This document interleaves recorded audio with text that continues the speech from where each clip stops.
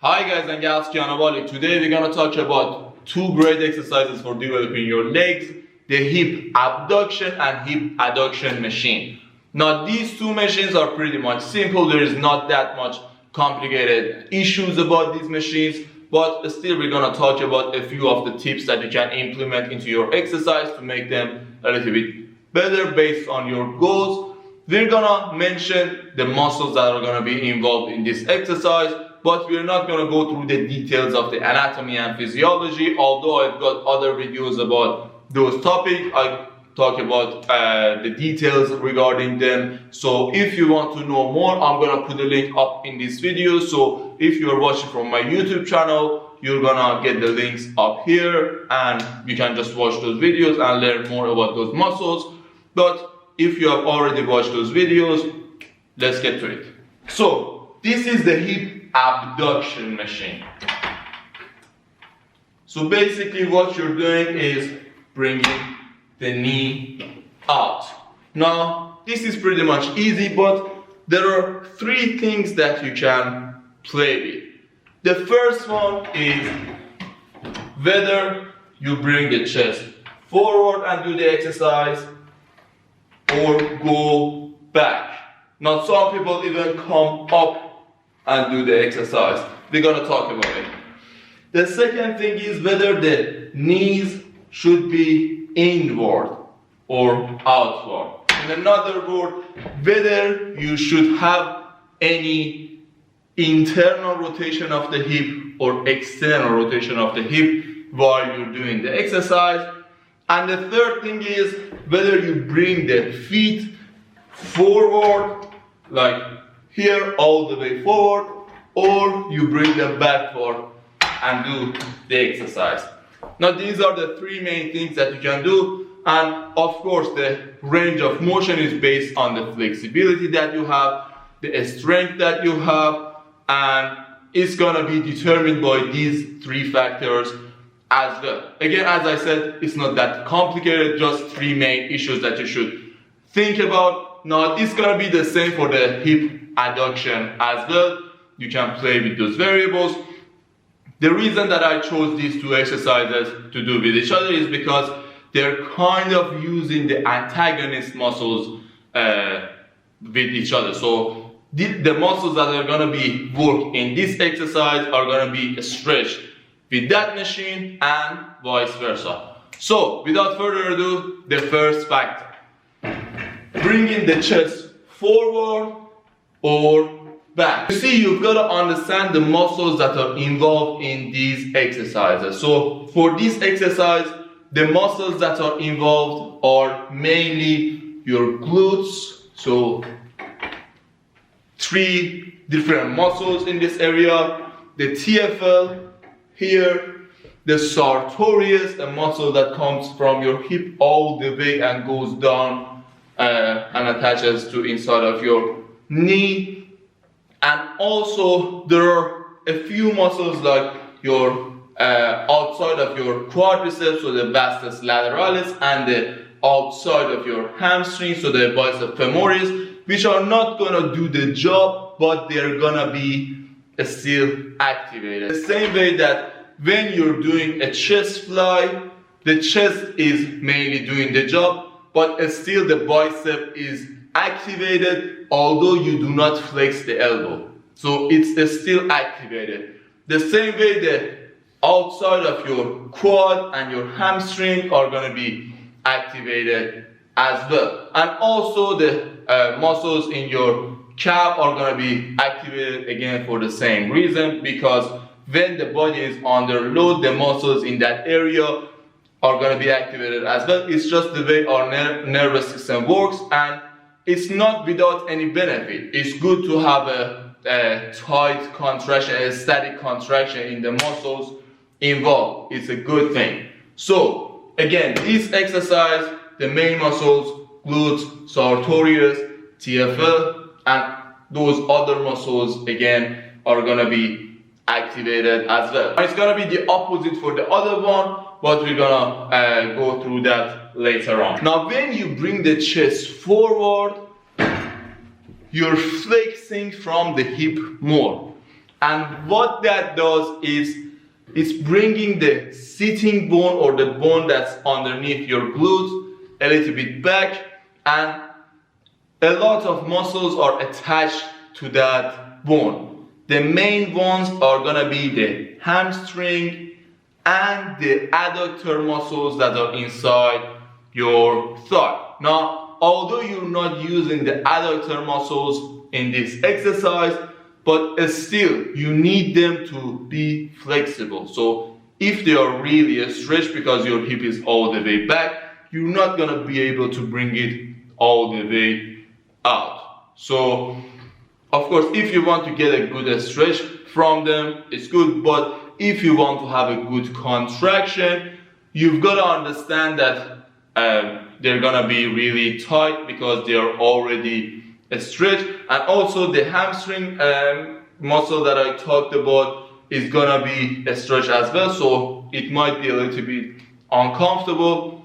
Aside from that, the glutes are stretched as well. So when you flex the hip, these muscles are gonna be stretched, and on the other side, the TFL, the muscle that is here, is gonna be shortened, so the majority of the work is gonna be done with the TFL. Now, a lot of people do not want that because TFL is, or the tensor fasciae latae, is a hip flexor muscle, and a lot of people already have tight hip flexors, and when you're doing this exercise in that position, you're working on that muscle more, and a lot of people want to work on their glutes. So when you do that, it's gonna be the opposite of what you want. So by bringing the chest back, and also you can bring the hip a little bit up as well. In that case, you're stretching the TFL, and also you're stretching the main hip flexor muscles, so the iliopsoas, the iliacus and psoas major as well. So the hip flexors are gonna be stretched when you bring the hip up, and you're gonna work more on the glutes, and of course the sartorius is gonna be activated as well, and the flexibility is gonna be more. I don't know whether you've tried it or not, but most people are not flexible in this position, so they cannot go that much wide. But when you go up, you're gonna be more flexible. Now, of course, it was an exaggeration, but it was just for you to understand what I mean.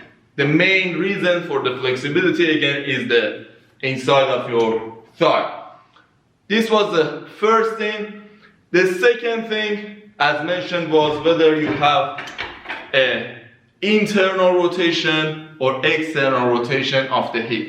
Now, first of all, you should not exaggerate it. We're talking about a slight degree. So if the leg is fully straight right now, if you just slightly bring it in or slightly bring it out. So the toes are going a little bit out and in, and we're not just talking about the ankle movement. So we're not talking about the ankle, we're talking about the rotation from the knee. Now basically, the more external rotation you have from the hip, the more you're gonna involve the glutes, and also the more you're gonna involve the vastus lateralis, or the outside part of the thigh, the front side of the thigh, or the quadriceps.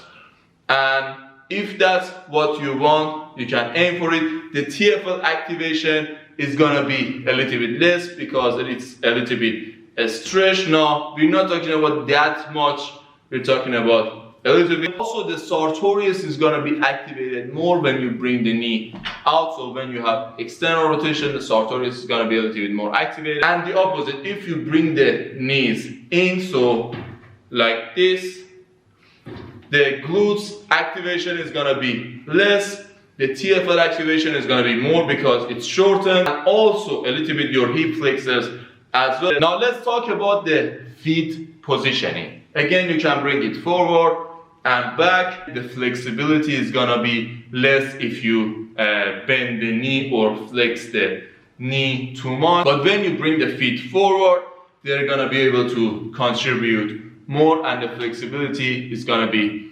easier. As a last note, one of the things that I really like to do with this machine is when I get fatigued or when I want to go a little bit heavy, I bring it out with my elbow and control the weight back with my own leg. Again, I come in, bring it out, control with my own leg. It's gonna be a good eccentric exercise. It's gonna stretch the glutes as well. We're gonna now talk about the hip adduction. This is the hip adduction machine I talked about. A big mistake that a lot of people make is they fix the machine up first and then they start to bring the legs in and do the exercise.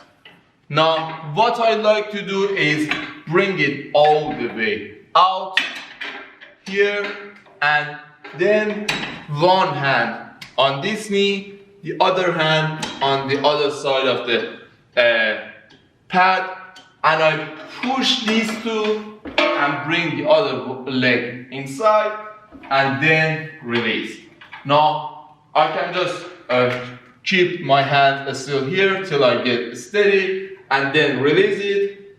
Now what that does is it's giving me a good stretch at the end as well. So it's gonna be really better for me to stretch these muscles as well after I get a good contraction from them. But if you set it up first and then sit, you're not gonna get that much stretch inside. Although if you want to go really heavy and if you do not have that strength, it's better to just fix it first and then sit. But if you want to stretch those muscles and the weight is not that heavy, it's okay to bring it all the way out. And of course you can help with your hands as well. And at the end, again, whenever you're tired or you got fatigue, even if you finish here, you push again one hand in on the pad and you're done. The muscles that are gonna be involved in this machine are almost the opposite of the other one. Not all the muscles are the opposite because there are some muscles that are gonna be involved in both of these situations. But anyway, the main muscles that are gonna be targeted with these machines are the muscles inside your thigh. So the adductor muscles are gonna be activated. The gracilis, the muscles that are inside your thigh are gonna be activated. I have videos about those muscles, so you can check those videos out. And also, instead of the vastus lateralis, this time the vastus medialis is going to be activated. So quadricep muscle, that's really close to the midline of our body, so it's really close to our inside of our thigh is going to be activated. And on the other hand, the semimembranosus or the hamstring muscle, that's really close to our midline, so to the center is gonna be activated. Again, they're not gonna do the job, they're just gonna be activated. The things that you can play with or the factors are gonna be the same. You can bring the chest forward and do the exercise. You can externally or internally rotate the knee, and you can bring the feet forward and back. First of all, bringing the feet forward and back is gonna be the same, so it's gonna restrict your ability to do the exercise better, so your flexibility is gonna be less. Now let's talk about external and internal rotation of the hip. When you externally rotate, you're gonna use the hamstring muscle that we talked about a little bit more. Now again, it's not gonna do the job, it's gonna be just activated a little bit more. It's gonna be a static activation, but anyway, it's gonna be activated. Also, your glutes are gonna be a little bit activated, although they're getting a stretch with this exercise because this is adduction, but they're gonna be a little bit activated from time to time because again, external rotation is a function of the glute. When you want to force it, they're gonna be a little bit activated, so they're not gonna be that much a stretch. So if you feel that your flexibility is a little bit weak, do not external rotate. Again, do not overdo it. We're talking about a slight degree. And also at the same time, it's gonna activate the hip flexor muscles, the main one, the iliopsoas that we talked about more. So I don't think majority of people want that because they really want to train on the adductors. On the opposite, which was internal rotation, is gonna activate the vastus medialis muscle, and no matter what degree you have, you're gonna target the adductors. It's not gonna make that much difference, although a little bit of internal rotation is gonna activate the adductors a little bit more, but still it's not that much needed to have any internal or external rotation, whether you're using this or the other one. But again, it's just for educational purposes, so you just understand the exercises better. And again, when you bring the chest forward, you're gonna stretch the adductors more. So specifically in this exercise, it's gonna be really a stretch when you go back and there is a lot of weight on your knee and you bring the chest forward. It's gonna be really a stretch. So you can play with that. If you want to get more flexible, you can bring the chest forward, but if it's really tough for you, just bring the chest back. And the same thing that I told you, you can do with that exercise to go through fatigue, you can do here as well. So you can use your hands, you go out, stretch, push, again, stretch, push, or you can stay forward so you get a better stretch. Now, do not force it. Again, you push, stretch. Now, you can also push from here to get a better stretch, but that's not that much needed because it's gonna be risky as well. You can also go a little bit heavier, but still, these are the things that you can play with.